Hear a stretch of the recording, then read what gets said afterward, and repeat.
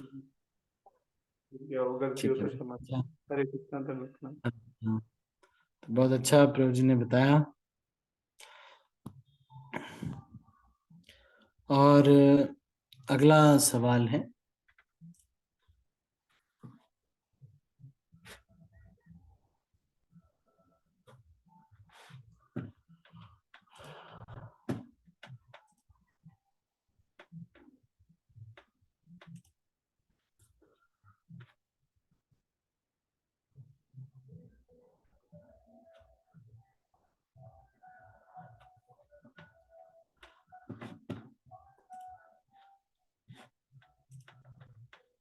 तो अगला सवाल है,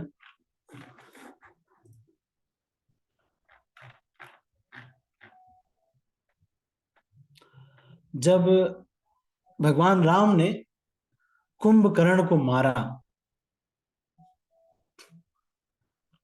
तो उसके जो सर को किसके पास फेंक दिया, किसके पास उसका सर चला गया? कुंभकर्ण को मारा तो उसका सर काट करके किसके पास चला गया उनका सर, कुंभकर्ण का सर?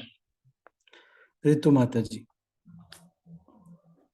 हरे कृष्ण प्रभु जी धन्यवाद प्रभु जी। रावण के पास। रावण के पास फेंक दिया उनका सर।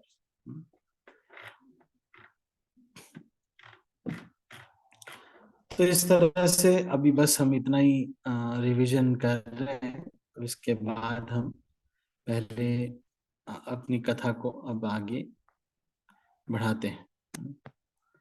तो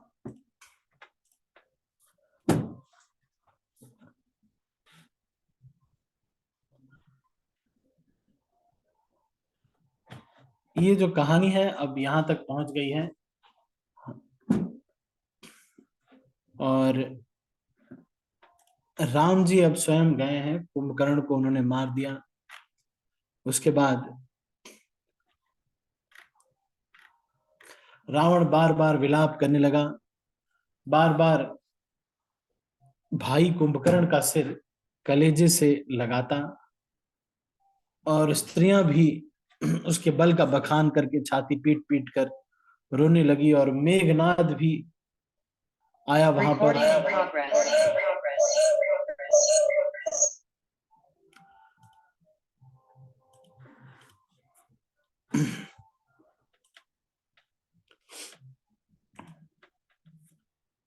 मेघनाद वहां पर आकर के सबको ये समझाने लगा किस तरह से ये बहुत, ये तो ऑब्वियस सी बात है, आप जो जिसका भी जन्म होता है उसकी मृत्यु अवश्य होती है। इस तरह से वो समझाने लगा मेघनाद।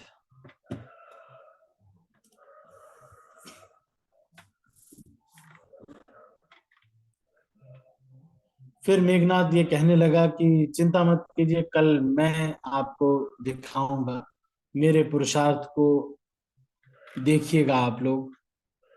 और सुबह हो गया, और मेघनाद एक मायामय रथ पर बढ़कर बैठकर वानरों की सेना के ऊपर आक्रमण कर दिया, और ऐसा लग रहा था सारी सेना में भय छा गया।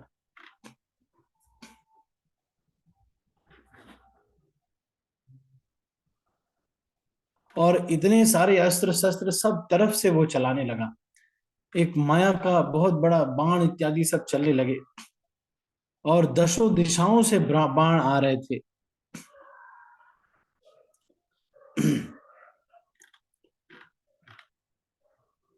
और वानर जो थे वो सब कोई पेड़ की आड़ में, कोई पर्वत की आड़ में एक दूसरे के पीछे भाग रहे थे। वो मेघनाद को मारना चाहते थे, लेकिन कोई मेघनाद को मार नहीं पा रहा था।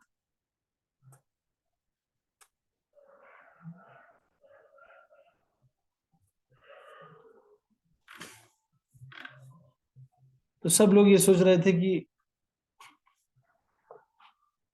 कहाँ जाया जाए।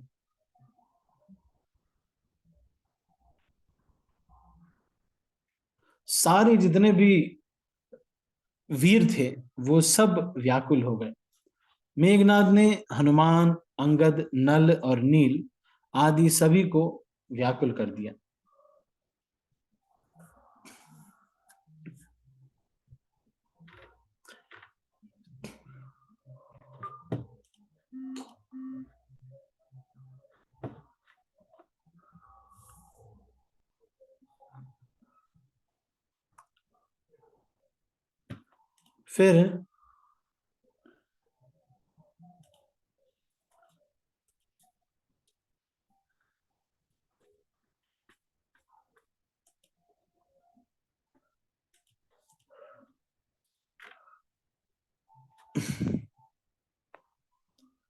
फिर मेघनाद, उसने लक्ष्मण जी, सुग्रीव और विभीषण को बाणों से मारकर उनके शरीरों को छलनी कर दिया।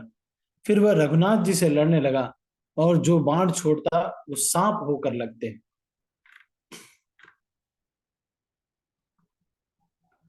और राम नागपाश में बंध गए। रामचंद्र जी सदा स्वतंत्र हैं। वे एक नाटक के जैसे उस नागपाश में बंध गए।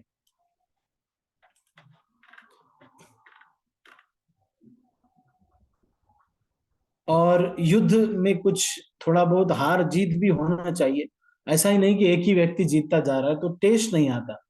तो जब क्रिटिकल सा हो जाता है, कुछ क्लाइमैक्स हो जाता है, तो फिर बहुत अच्छा लगता है। तो लगता है कि यस, हाँ, अब कुछ बढ़िया हो रहा है। जैसे इंडिया पाकिस्तान के मैच में जब देखते हैं कि 6 रन चाहिए, 3 बॉल बाकी है, तब एक टेस्ट आता है, सब लोग एकदम घूर के देखते हैं। लेकिन अगर पता चले कि कोई सचिन तेंदुलकर आए, बहुत सारे रन बनाए, और टीम ही मान लो बांग्लादेश की टीम है, या बहुत ही मतलब बहुत ही सिंपल कोई टीम है, तो उससे सबको पता ही है कि जीत ही जाएंगे, तो कोई मैच ही नहीं देखेगा। तो भगवान भी एकदम क्रिटिकल सा बना करके फिर करते हैं। तो रण की शोभा के लिए, युद्ध की शोभा के लिए भगवान ने क्या किया कि युद्ध की थोड़ी शोभा बनी रहे, इसके लिए भगवान ने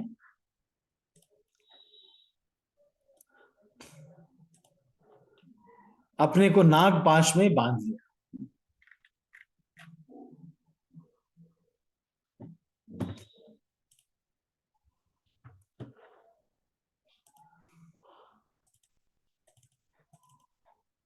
तो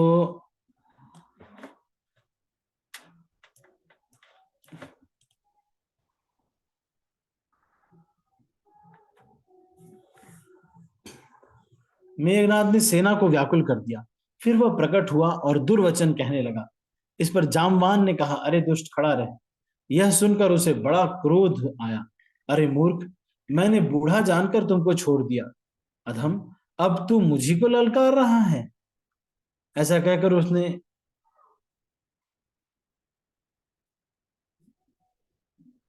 एक त्रिशूल चलाया। जामवान उसके त्रिशूल को पकड़ लिए और उसी के पीछे पीछे दौड़े और मेघनाद की छाती पर उस त्रिशूल को मार दिया। और फिर मेघनाद चक्कर खाकर पृथ्वी पर गिर पड़ा। जामवान ने क्रोध में आकर पैर पकड़कर उसको घुमाकर पृथ्वी पर पटक दिया। लेकिन उसको वरदान था कि वो किसी भी देव दानव किसी से भी मरेगा नहीं, केवल उसी व्यक्ति से मरेगा जो पिछले 14 वर्ष तक सोया नहीं है, जिसने स्त्री संग नहीं किया है, और पिछले 14 वर्ष से ये चीज करने वाला, इस तरह का व्रत करने वाला व्यक्ति जो कि स्वयं लक्ष्मण जी हैं, तो केवल उन्हीं के हाथों वो मर सकता था। अब इसलिए मर नहीं रहा था, बार बार मर ही नहीं रहा था, प्रयास कर रहे थे पर मर नहीं रहा था। तो जामवान जी ने पटक पटक के उसको मारा, खूब मारा मेघनाद को। उसके बाद फिर मर नहीं रहा था, तो वो समझ गए कि इसको वरदान है, इसीलिए ये मर नहीं रहा है। जामवान ने उसका पैर उठाया, पटका, और उसके बाद लंका के किले के ऊपर फेंक दिया। अब देवर्षि नारद ने गरुड़ को भेजा और राम जी के पास गरुड़ जी आ गए। और गरुड़ जी ने क्या किया, सारे सर्पों को खा लिया।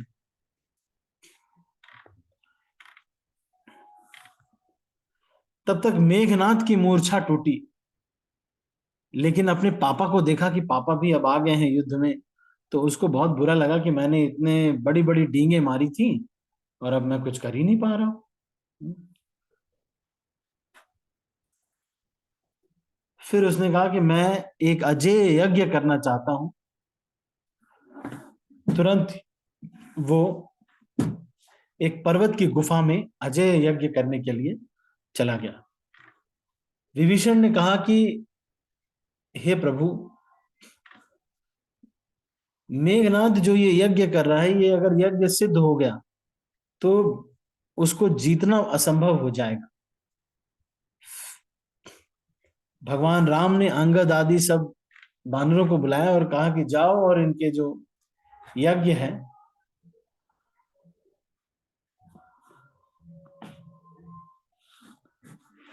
इसको भंग कर दो।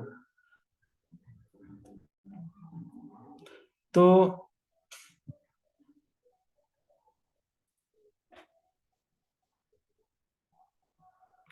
लक्ष्मण जी उनके साथ गए और यदि मैं जौ ते ही आज बंधे बिनु आऊं, तो रघुपति सेवक न कहूं।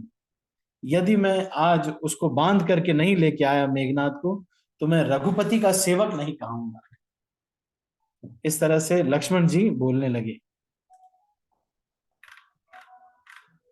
यदि मैं आज उसे बिना मारे आऊं, तो श्री रघुनाथ जी का सेवक नहीं कहलाऊंगा। यदि सैकड़ों शंकर भी उसकी सहायता करें, तो भी रघुवीर की दुहाई है, आज मैं उसे मार डालूं। अब रघुनाथ जी की चरण में, भगवान राम के चरणों में शीश नवाकर अनंत शेष के अवतार श्री लक्ष्मण जी तुरंत चले और अंगद, मय्यद,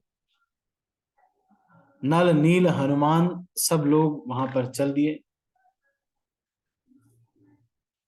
और उन्होंने देखा कि मेघनाद खून और भैंसे की आहुति दे रहा है और वानरों ने सब यज्ञ विध्वंस कर दिया।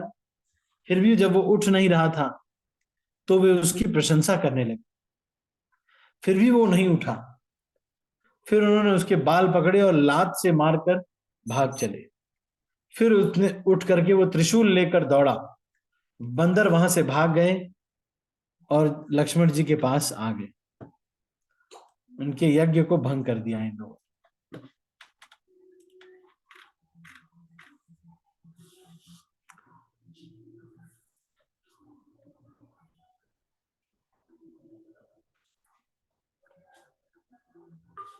तो अंगद और हनुमान जी दोनों ही मेघनाद के ऊपर दौड़े,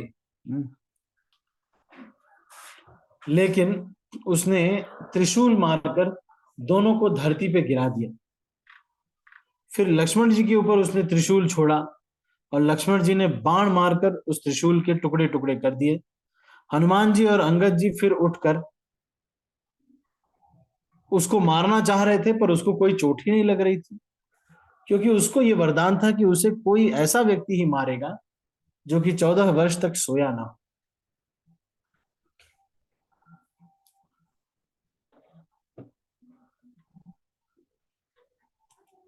अब लक्ष्मण जी बहुत भयानक भयानक बाण छोड़ने लगे। जब इस तरह के बाण लक्ष्मण जी छोड़ने लगे तो वो तुरंत गायब हो गया और अलग अलग प्रकार के रूप धारण करके युद्ध करने लगा। कभी वो प्रकट होता, कभी छिप जाता। अब बंदर लोग डर गए कि अरे ये तो लग रहा है ये लक्ष्मण जी ने बहुत क्रोध किया, और उनको लगा कि अरे कभी गायब हो रहा है, कभी आ रहा है, अब मैं इसे समाप्त ही कर देता हूं, है ना। राम जी के प्रताप का स्मरण करके उसने लक्ष्मण जी ने एक ऐसा भगवान के नाम रूपी बाण छोड़ा और वो जा करके मेघनाद को लगा। मरते समय मेघनाद ने सारा कपट त्याग दिया।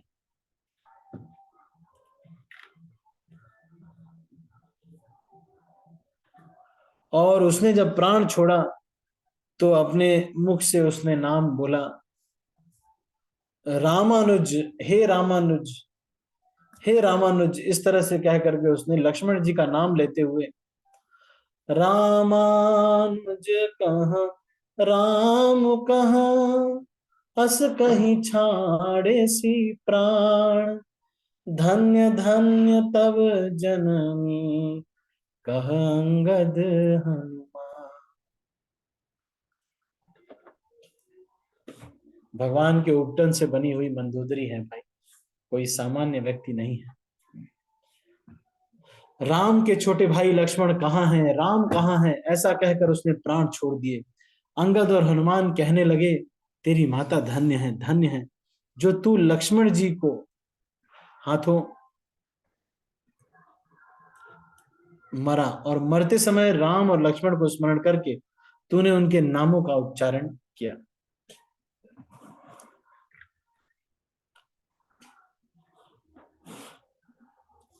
अब हनुमान जी ने उसको बिना ही परिश्रम के उठा लिया और लंका के दरवाजे पर रखकर लौट आए।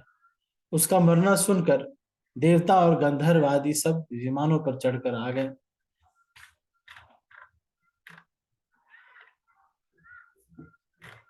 फिर मंदोदरी छाती पीट पीट कर हा पुत्र इस तरह से पुकार कर भारी विलाप करने लगी,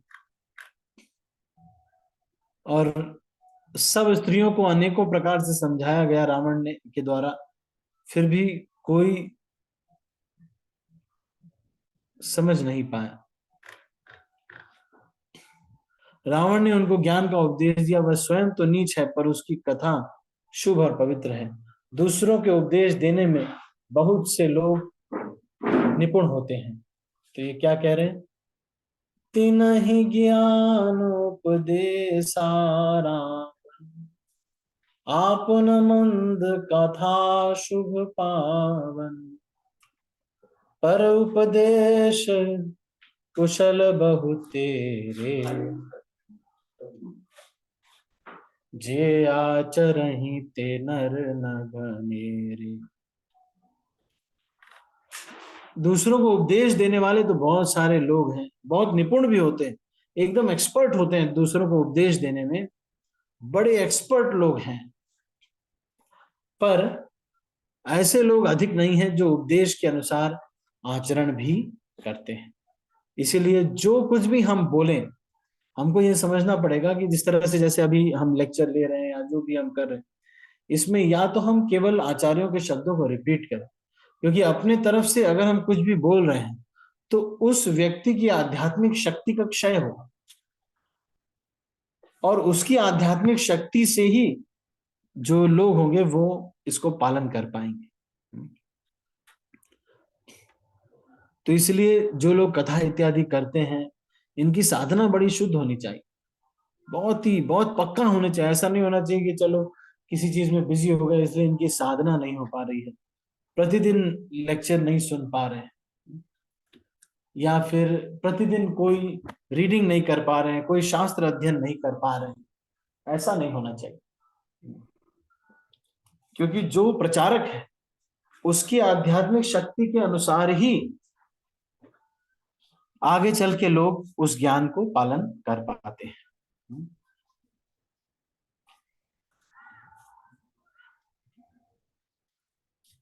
तो यहां पे कह रहे हैं कि पर उपदेश कुशल बहु तेरे, जे आचरहि ते नर न घनेरे। लेकिन जो आचरण करने वाले हैं वैसे लोग बहुत ही कम हैं। इस संसार में लेक्चर देने वाले बहुत सारे लोग हैं। तो लेक्चर तो बहुत सारे लोग दे सकते हैं, वो लोग निपुण भी हैं और बहुत अच्छा लेक्चर दे सकते हैं, लेकिन उसका आचरण करना,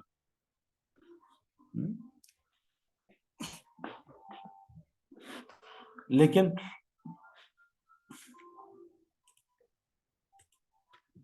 लेकिन इसका आचरण करना ये बड़ा ही कठिन है।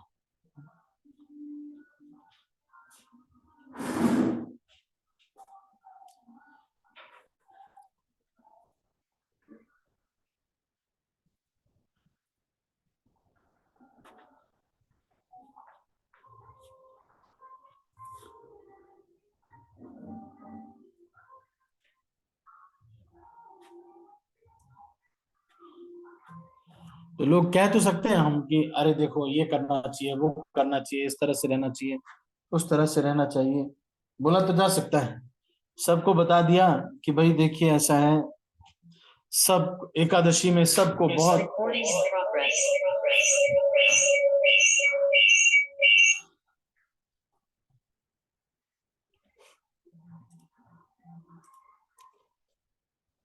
सबको बता दिया कि एकादशी में सबको बड़ी तपस्या करनी चाहिए, लेकिन खुद ज्यादा तपस्या नहीं करते। घर पे जाएंगे तो पता चलेगा कि कोई तपस्या नहीं चल रही है। या फिर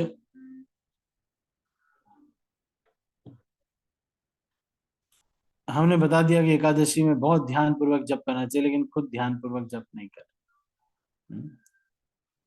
तो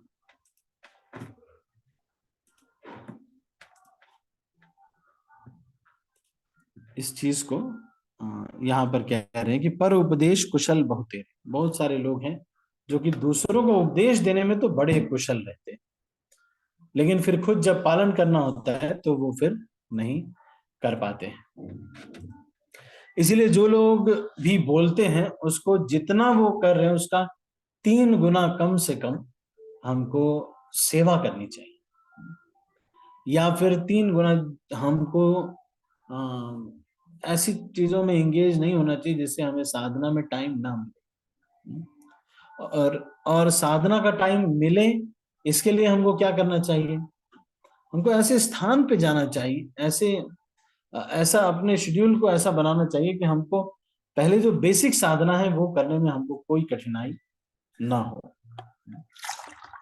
जो बेसिक हमारी साधना है वो करने में हमको कोई कठिनाई नहीं होनी चाहिए, तो उसको तो हमको इंटैक्ट रखना है। फिर एनीहाउ तो यहाँ पर अब रात बीत गई, मेघनाद मारा गया।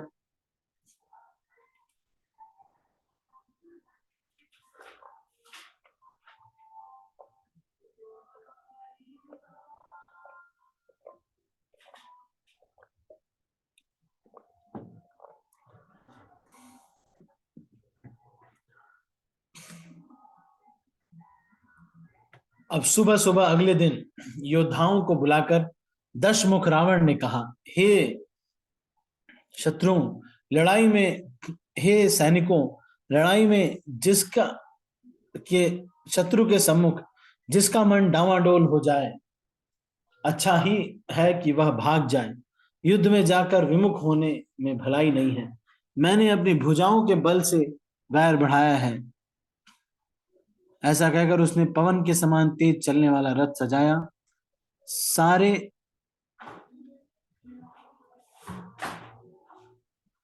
बाजे बजने लगे और बलवान वीर ऐसे चले काजल की आंधी चल रही हो ऐसा लग रहा था।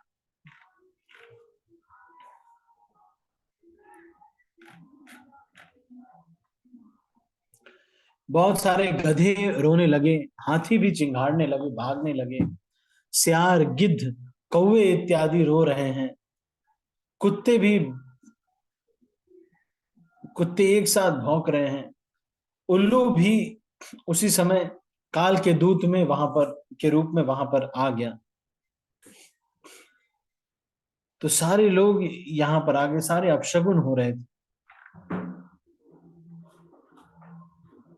जो जीवों के द्रोह में रत है, मोह के वश हो रहा है, राम विमुख है और कामासक्त है, उसको क्या कभी स्वप्न में भी संपत्ति, शुभ शकुन और चित्त की शांति हो सकती है?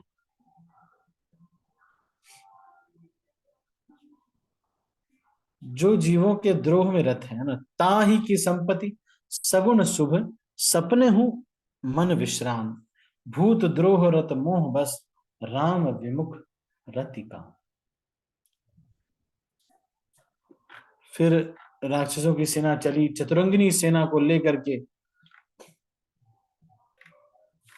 ऐसा लग रहा था कि मानो हाथी, बहुत सारे मतवाले हाथी चल रहे हैं।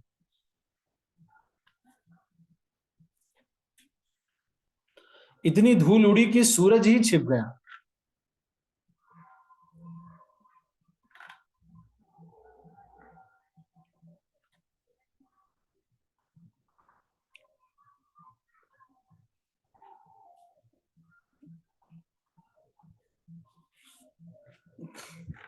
अब रावण ने इस समय सारे सब आमने सामने हैं, तब कहा, हे योद्धाओं सुनो, तुम रीछ वानरों के ठट्ट को मसल डालो और मैं दोनों राजकुमार भाइयों को मारूंगा। ऐसा कहकर उसने अपनी सेना सामने चलाई। फिर विशाल और काल के समान कराल वानर भालू दौड़े, मानो पंख वाले पर्वतों के समूह उड़ रहे हों। वे अनेक वर्णों के हैं, नख दांत पर्वत और बड़े बड़े वृक्ष ही उनके हथियार हैं। वे बड़े बलवान हैं और किसी का भी डर नहीं मानते। रावण रूपी मतवाले हाथी के लिए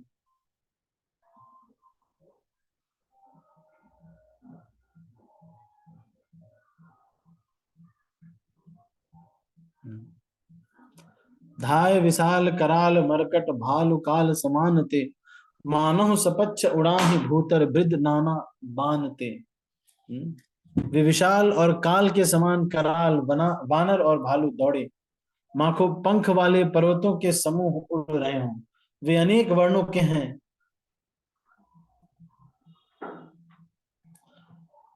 दोनों ओर के योद्धा जय जयकार कर अपनी जोड़ी जान चुनकर इधर रघुनाथ जी का और उधर रावण का बखान करके परस्पर भिड़ गए।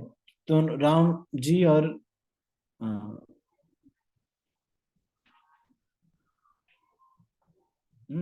तो शत्रुघ्न जी का तो दोनों ओर के योद्धा जय जयकार करके अपनी अपनी जोड़ी समझकर रघुनाथ जी और उधर रावण का बखान करके परस्पर भिड़ गए। रावण को रथ पर और श्री रघुवीर को बिना रथ के देखकर विभीषण अधीर हो गए। उन्होंने कहा कि आपको एक रथ चाहिए। राम ने कहा कि केवल शौर्य और धैर्य से हम जीत जाएंगे, है ना, यही मेरे रथ के पहिए हैं।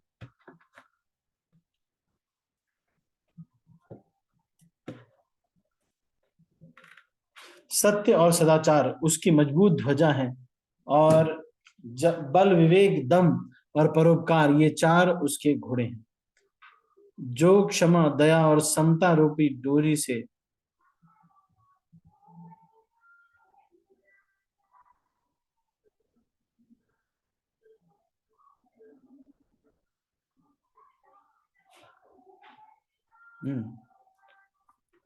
ईश्वर का भजन ही चतुर सारथी है, वैराग्य ढाल है और संतोष तलवार है, दान फरसा है, बुद्धि प्रचंड शक्ति है, श्रेष्ठ विज्ञान कठिन धनुष है। तो मेरे पास बहुत सारे बाण हैं और इस तरह से बता रहे हैं भगवान राम की मेरे पास शम यम नियम निर्मल अचलता इत्यादि ये सब मेरे पास धन है जो कि हम दे सकते हैं आपको। तो कह रहे हैं कि ब्राह्मणों और गुरु का पूजन अभेद्य कवच है, इसके समान विजय का दूसरा उपाय नहीं है।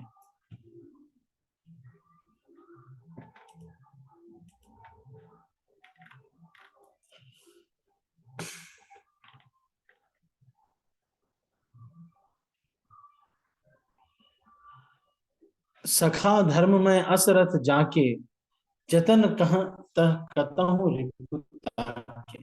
हे सखे, ऐसा धर्म में रथ जिसके हो उसके लिए जीतने का कहीं शत्रु ही नहीं है।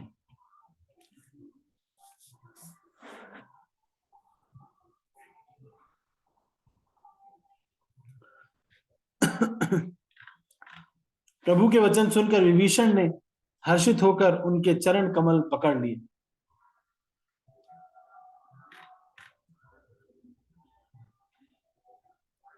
अब उधर रावण ललकार रहा है, इधर अंगद और हनुमान ये लोग भी राक्षस और रीछ वानर अपने अपने स्वामी की दुहाई देकर लड़ रहे हैं। ब्रह्मा आदि देवता अनेकों सिद्ध तथा मुनि विमानों पर चढ़े हुए आकाश से युद्ध देख रहे हैं। शिव जी कहते हैं, हे उमा, मैं भी उस जमाने उस समाज में था और श्री राम जी के चरण रंग की लीला देख रहा था। दोनों ओर के योद्धा रण रस में मतवाले हो रहे हैं। वानरों को श्री राम जी का बल है, इससे वे जयशील हैं, जीत रहे हैं, एक दूसरे से भिड़ते हैं, ललकारते हैं और एक दूसरे को मसल मसल कर पृथ्वी पर डाल देते हैं।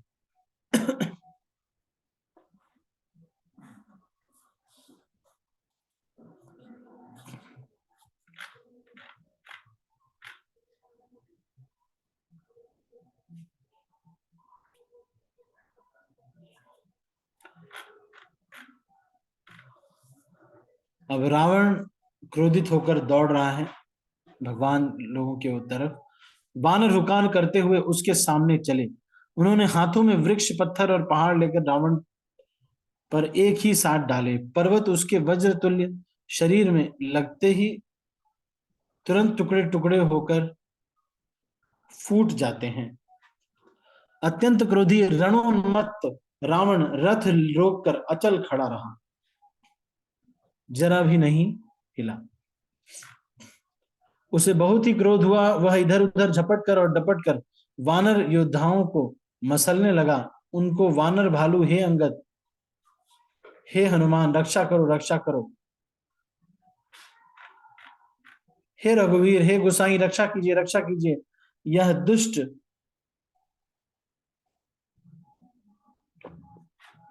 काल की भांति हमें खा रहा है।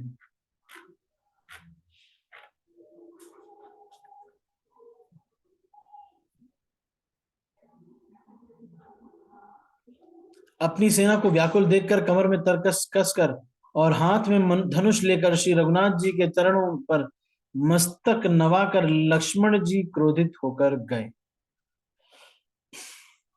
अरे दुष्ट वानर, भालुओं को क्या मार रहा है? मुझे देख, मैं तेरा काल हूं। रावण ने कहा, अरे मेरे पुत्र के घातक, मैं तुझी को ढूंढ रहा था।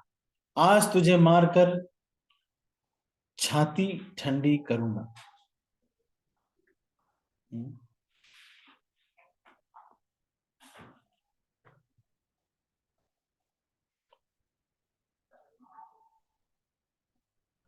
तो फिर इस तरह से इनके बीच भी एक थोड़ा युद्ध के जैसा होने लगा। फिर अपने बाणों से प्रहार किया और रथ को तोड़कर सारथी को मार डाला। 10 मस्तकों में 100 बाण मारे। वे सिरों में ऐसे बैठ गए मानो जहाज के शिखरों में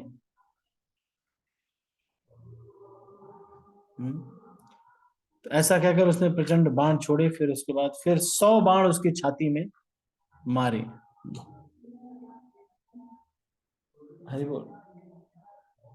शालीन, शालीन, इसको बंद कर दो, इसको बंद कर दो। अच्छा, बंद हो गया क्या? चलो। अब रावण पृथ्वी पर गिर पड़ा, कुछ भी होश नहीं था। 100 बाण लगे थे। फिर भी रावण उठा और उसने वह शक्ति चलाई जो ब्रह्मा जी ने उसे दी थी। तो अब ये क्या क्या कर रहे हैं? ब्रह्मा जी ने जो शक्ति चलाई थी उसको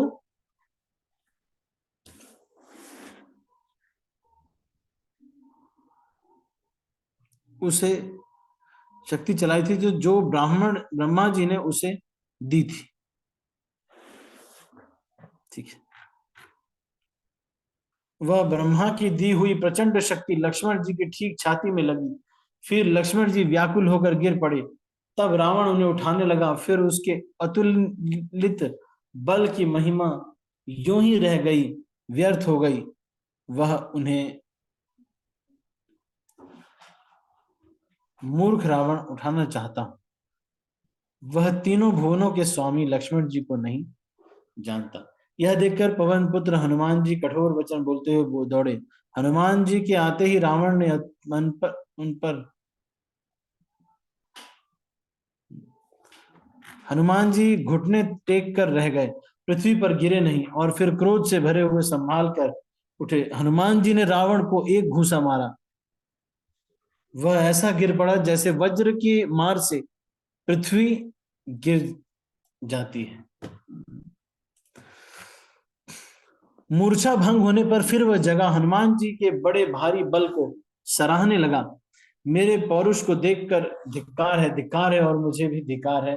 जो ही हे देवद्रोही, तू अब भी जीता रह सक गया। ऐसा कहकर और लक्ष्मण जी को उठाकर हनुमान जी श्री रघुनाथ जी के पास ले गए।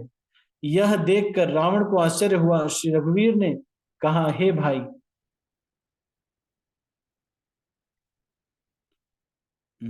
ऐसा कहकर लक्ष्मण जी को उठाकर हनुमान जी श्री रघुनाथ जी के पास ले आए।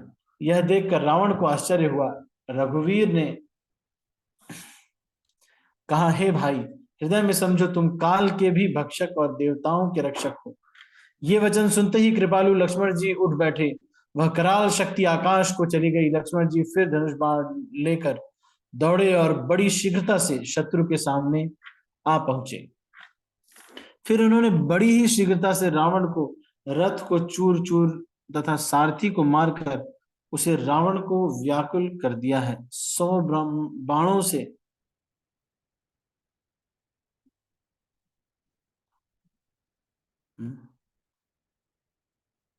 फिर उन्होंने बड़ी ही शीघ्रता से रावण के रथ को चूर चूर कर और सारथी को मारकर उसे व्याकुल कर दिया। 100 बाणों से अधिक हृदय भेद दिया, जिससे रावण अत्यंत व्याकुल होकर पृथ्वी पर गिर पड़ा। तब दूसरा सारथी उसे रथ में डालकर तुरंत ही लंका को गया है। प्रताप के समूह श्री रघुवीर के भाई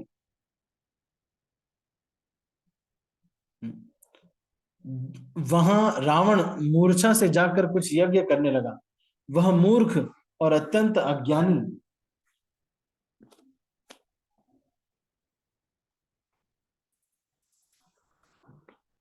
हठवश श्री रघुनाथ जी से विरोध करके विजय चाहता है। यहां विभीषण जी ने सब खबर पाई और तुरंत जाकर रघुनाथ जी को कह सुनाई। रावण एक यज्ञ कर रहा है, उसके सिद्ध होने पर वह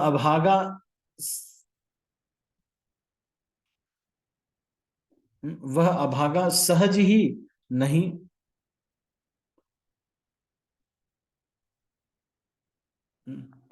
हे नाथ, तुरंत वानर योद्धाओं को भेजिए जो यज्ञ का विध्वंस करें, जिससे रावण युद्ध में आए। प्रातः काल होते ही प्रभु ने वीर योद्धाओं को भेजा। हनुमान और अंगद आदि सब दौड़े।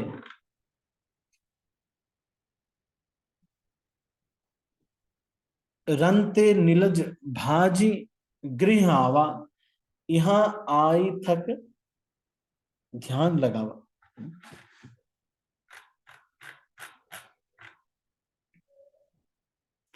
चली तमिचर अनिया पारा, बहुगज रथ पादति असवारा।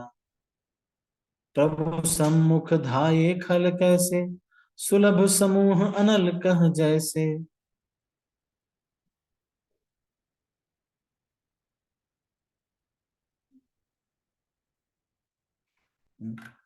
चली तमीचर आन अपारा, बहुगज रथ पदाति अवसारा असवारा। प्रभु सन्मुख धये खल कैसे, सुलभ समूह अनल।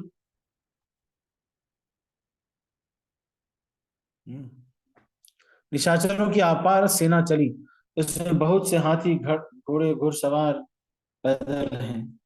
वे दुष्ट प्रभु के सामने कैसे। निशाचरों की अपार सेना चली, उसमें बहुत से हाथी रथ घुड़सवार और पैदल थे। वे दुष्ट प्रभु के नीचे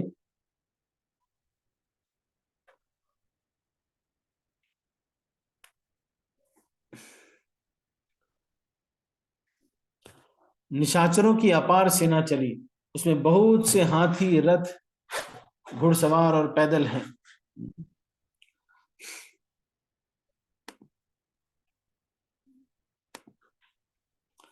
इधर देवताओं ने स्तुति की कि हे रामचंद्र जी, इसने आपको दारुण दुख दिए हैं। अब आप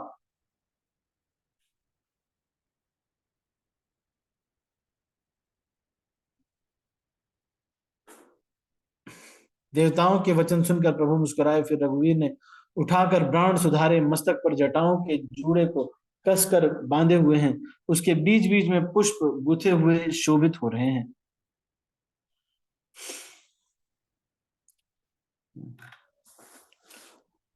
लाल नेत्र और मेघ के समान श्याम शरीर वाले और संपूर्ण लोगों के नेत्रों को आनंद देने वाले हैं।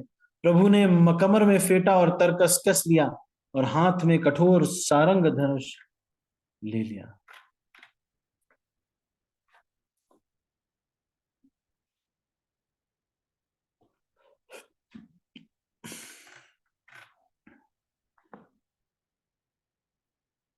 हम्म।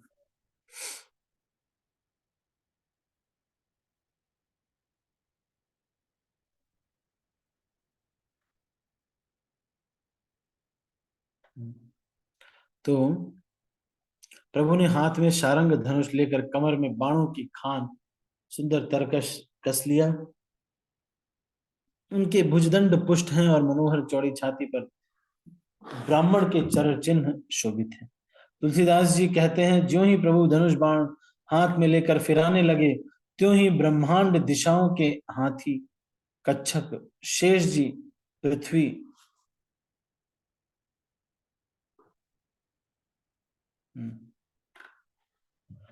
ब्रह्मांड दिग्गज कमठ अहि मही सिंधु भूधर डगमगे। प्रभु ने हाथ में सारंग धनुष लेकर कमरे में बाणों की खान सुंदर तरकस कस लिया। उनके भुजदंड पुष्ट हैं और मनोहर चौड़ी छाती पर ब्राह्मण के चरण चिन्ह शोभित है।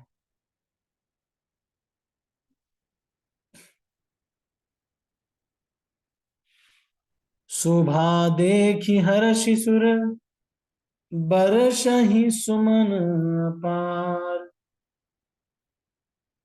जय जय जय करुणानिधि छवि बालक गुणगार।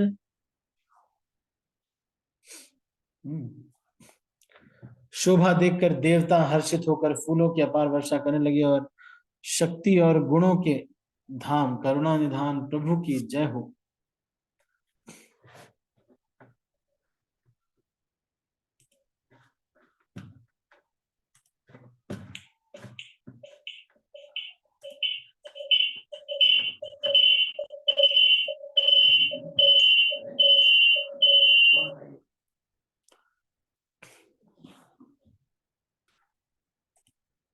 ठीक है, तो ये यहीं तक आज हम चर्चा करेंगे। इसके आगे की चर्चा हम कल करेंगे। आज हमने यहाँ तक चर्चा किया किस तरह से रावण की एंट्री हो गई है, और इसके आगे की चर्चा हम अगले प्रवचन में करेंगे। ठीक है, तो हम इसको यहीं पर समाप्त करते हैं। आप सभी भक्तों का बहुत बहुत धन्यवाद। यदि किसी के मैं सब भक्तों को अनम्यूट कर रहा हूँ और फिर इस मीटिंग को क्लोज कर रहा हूँ। हरे कृष्ण। श्रील प्रभुपाद की जय। गौर भक्त वृंद की जय। निताई गौर प्रेमानंदे हरि हरि बोल। हरे कृष्ण। हरे कृष्ण प्रभु जी दंडवत प्रणाम। हरे कृष्ण प्रभु जी दंड हरे कृष्ण प्रभु जी धन्यवाद प्रणाम। प्रभु जी दंडवत प्रणाम। दंडवत प्रणाम जी, दंडवत प्रणाम। प्रणाम प्रभु जी। हरे कृष्णा प्रभु जी दंडवत प्रणाम।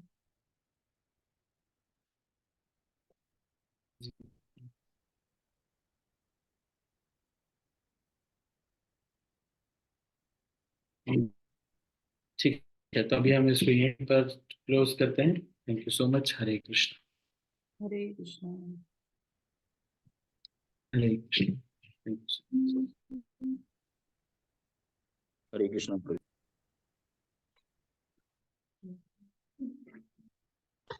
हरे कृष्णा प्रभु जी दंडवत प्रणाम। हरे कृष्ण प्रभु जी दंडवत प्रणाम।